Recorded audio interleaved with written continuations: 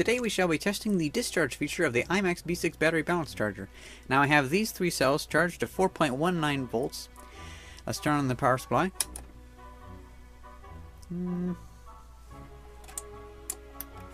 Sometimes it takes too much power for that to start. Now I'm feeding this with 16 volts DC from my power supply. This is the Imax B6 battery charger. And we will be trying to discharge this and counting the capacity of each cell. I believe this has super low capacity because these are like this from old laptop batteries I found. And these are from laptop batteries that haven't been used nearly as much. So they should have more capacity.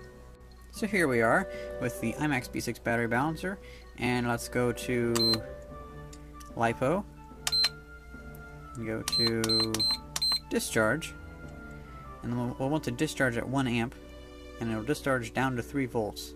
Hold this down, and now it is discharging. The voltage has gone down quite a bit because, as you'll probably know, whenever you pull power from a battery, it drops in voltage because of the load. Now it's only pulling, it's pulling a full 1 amp, and it's counting up the time. It's showing the voltage, which is a bit off from this, but I think that's just due to the resistance of the wire itself, or perhaps this meter just isn't calibrated to the right voltage. And it's counting up the milliamp hours of capacity. This is how many 1/1000ths of an amp hour that is being consumed by this charger, because it's heating up a little bit, just slightly. And so we'll let that go and see how long, how many milliamp hours of capacity it has. Well, the battery only showed 191 milliamp hours of current, and it went back up to 4.09 volts. So I think we're just not bringing the voltage down far enough. So let's go to something less, like lead. I think maybe nickel cadmium. That goes down to 0.1 volts. That'll be plenty enough.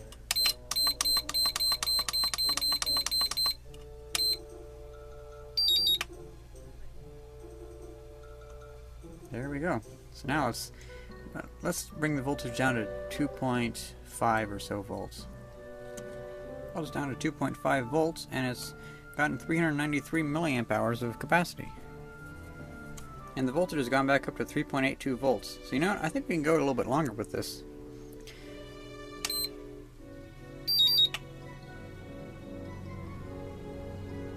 Well, it's been going on for a little bit more. It's down to 1.8 volts.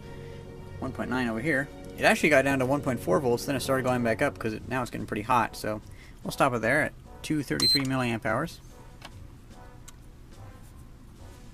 That gives us like 800 milliamp hours of current. And the voltage goes back up to pretty high. So I guess the voltage will probably stop at like 3.8 volts. Let's try the green one now. And I believe the weirdness coming from that battery is just because it's so old and such low capacity that it doesn't keep a stable voltage, but this one might keep a more stable voltage.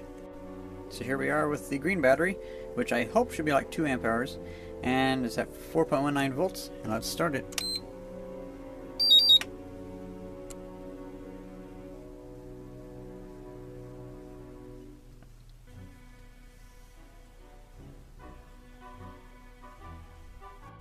Well, that was weird. It went down to like 3.19 volts, and then it went back up to 3.8.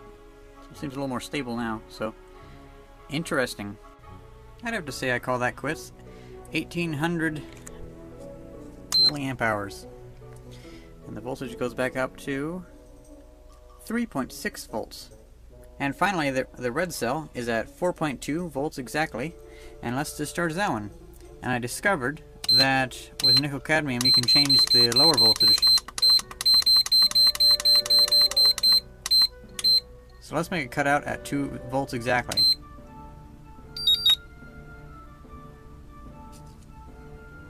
Now it's discharging, and it'll be counting up the milliamp hours of capacity. And I'm pretty happy. I was pretty close. This was basically 2 amp hours. Awesome. It's almost there.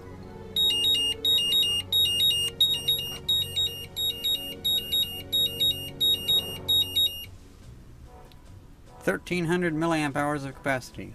That's okay.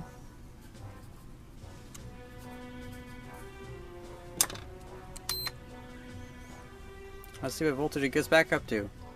3.3 volts. Might even go up to 3.4. But I have to say I'm pretty happy with that. Even though that's probably half of the original capacity, it's still more than enough for little tinkering experiments. But back to the main subject of the video, the Imax B6 battery balance charger. I have to say I am pretty pleased with it. Well, pleased with it for its $30 price tag. If it was more expensive, I would expect better features, because it seems like they got the numbers right, or they got the settings right, but they mixed them all up. Where lithium ions, they don't discharge them far enough, but yet nickel cadmium is kind of like more of a custom setting, so just use the nickel cadmium and nickel metal hydride settings for discharging, because then you can set your own voltage. And for the lithium ion, that's kind of the voltage they make it drop to isn't low enough, so it's kind of useless. But charging is okay. Well, then again, I guess charging does have some issues too, but it does get it close enough to it. It's just whenever it charges it, it tries to charge it with too much amperage, and so then it overshoots it, and so when it stops charging, the battery springs back down to a lower voltage. But oh well. I hope you enjoyed this video, and thanks for watching. See ya!